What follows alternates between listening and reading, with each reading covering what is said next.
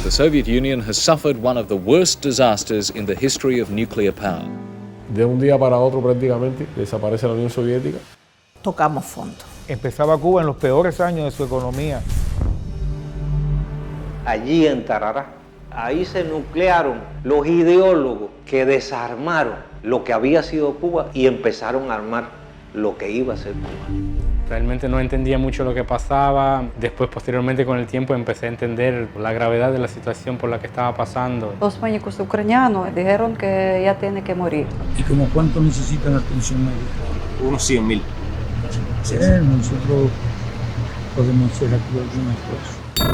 Tarará es la historia de los miles de niños y niñas ucranianos en su mayoría y también rusos y bielorrusos que fueron afectados por el accidente de Chernobyl del año 1986 y que viajaron en forma periódica a partir del 90 hasta el 2011 durante 20 años a Cuba para curarse en un plan de medicina integral en la ciudad de Tarará, en La Habana. El disparador fue en el año 2018 desde el espacio en el cual milito, que es el espacio de la Fraternidad Argentino-Cubana, y la presidenta de FAC, Paola Gallo Peláez, se le ocurrió hacer un documental que cuente alguna historia de solidaridad de Cuba con el mundo, averiguando y preguntándole a cubanos viviendo en Argentina cuál para ellos era una historia que represente lo que es la solidaridad de Cuba. Uno nos dijo Tarará y ahí nos interiorizamos y dijimos, bueno, hay una historia por contar, y ahí fue que nació la película. El documental está estructurado principalmente sobre entrevistas con mucho material de archivo. No quería tener una locución ni voz en off, tampoco placas informativas que den muy masticado el concepto del documental al espectador. Quería como que escuchando de primera voz de los protagonistas la historia saque sus propias conclusiones, y ese fue el valor del documental, de querer respetar la verdad histórica. A los testimonios llegamos desde Argentina en el plan de preproducción, que fue muy estresante y muy corto porque en 2 meses tuvimos que preparar todo. Desde acá mismo, vía mail, nos contactamos con varios entrevistados allá en Cuba y otros fueron surgiendo estando directamente en la isla, averiguando, preguntándoles si conocen a alguno de los chicos de Chernobyl que se criaron ahí, porque muchos se quedaron a vivir en Cuba y formaron su familia, y a muchos los fuimos consiguiendo ahí mismo sobre la marcha en el rodaje.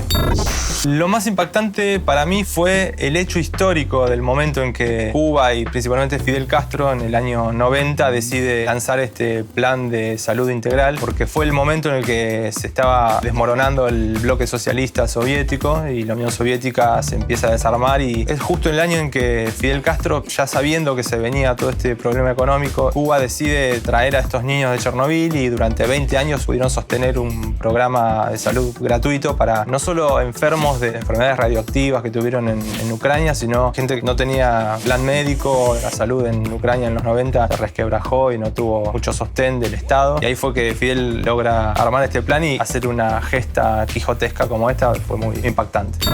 El desafío más grande puede ser el proceso de montaje. Si bien yo tengo una formación montajista y me dedico a eso todos los días, montar la película con tanto material y tantas entrevistas tan diversas, el desafío fue meter todo ese caudal de material en 70 minutos y que tenga un relato y una cadencia que entretenga y que sea interesante.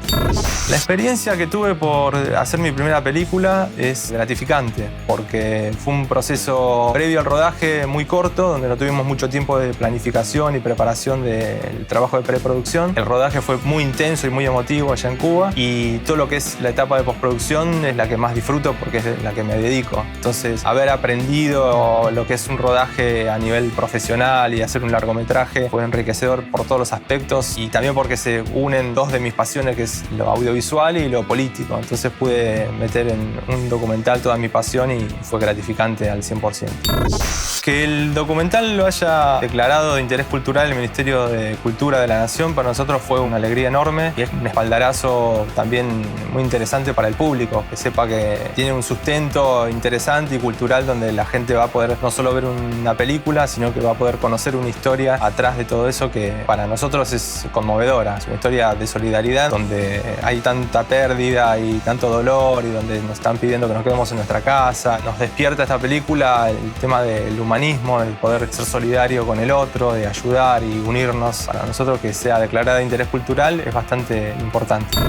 Creo que las plataformas de streaming son muy importantes en este momento porque con el tema de la pandemia se potenciaron muchísimo más y para los realizadores nuevos es como una pantalla que antes no era tan fácil de conseguir. Anteriormente, si no tenías una película que salía en cine, quedaba ahí, no la veía nadie. Hoy en día podemos hacerlo un poco más federal en nuestro país, que se pueda ver en cualquier lugar a través de las plataformas o mundialmente también. Nos da más masividad y más pantalla. Lo que me asusta un poco es que pase lo que pasaba antes, que si no llegaba al cine no la veía nadie. Ahora si no llega o a Netflix o a Amazon también queda como muy relegada la película, pero por lo menos tenemos más plataformas donde poder mostrarlas. Con la película quisiéramos transmitir el valor de la solidaridad y la fraternidad. Queremos que llegue a la mayor cantidad de gente posible y con que una sola de las personas que vean la película con un preconcepto sobre lo que es la Revolución Cubana, ya sea influenciado por los grandes medios hegemónicos, con sus cañones mediáticos, si una sola de esas personas logra ver la película y salir con una idea por lo menos diferente de la que tenía, yo ya me siento realizado como director y como militante.